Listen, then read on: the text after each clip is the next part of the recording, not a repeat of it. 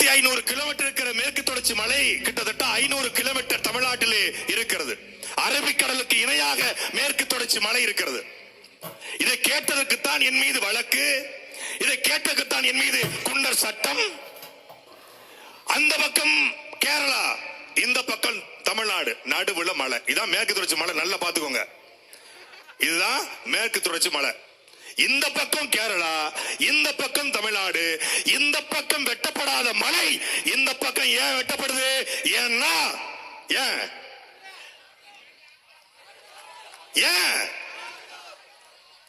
அந்த கேரளாவை நல்ல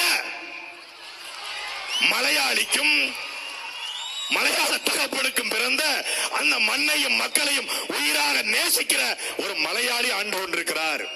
இங்கே ஒரு கொலையாளி ஆண்டு கொண்டிருக்கிறார். அவ்வளவுதான் வித்தியாசம்.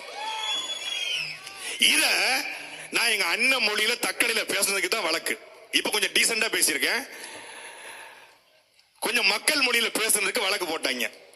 வழக்கு போட்டு 5 வருஷம் ஆச்சு. நானும் குண்ட சட்டத்தில் வெளியே வந்து 4 வருஷம் ஆச்சு. மலைகள் வெட்டுறது முன்னின்றுச்சா? கன்னியாகுமரியிலிருந்து ஒரு நாளைக்கு 1500 லாரிகள் செல்கிறது. தென்காசியிலிருந்து ஒரு நாளைக்கு 700 லாரிகள் செல்கிறது. தேனியிலிருந்து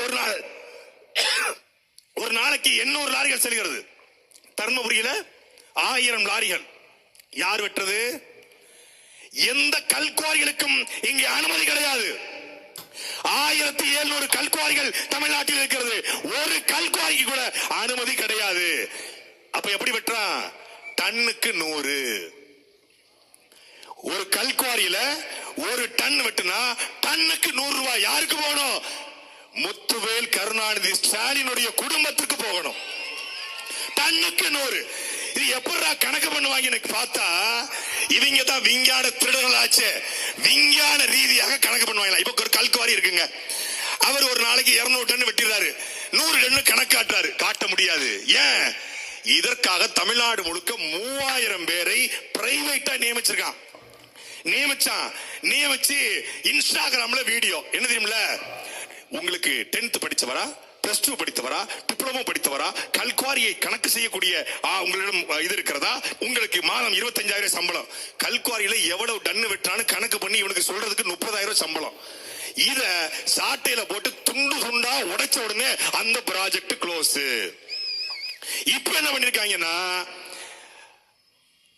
ஒரு கல்குவாரி ஓடணும்னா கண்டிப்பா கரண்ட் தேவை, மின்சாரம் தேவை. அப்ப மின்சாரம் எவ்வளவு இயங்குது அப்படின்னு பார்த்து எவ்வளவு கல்லு வெட்டிருக்கான்னு கண்டுபிடிப்பாங்க. இதற்கு தமிழ்நாட்டில் கனிம வள இயக்குனர்கள் ஒரு கல்குவாரிக்கு போறது, எவ்வளவு மீட்டர் யூனிட்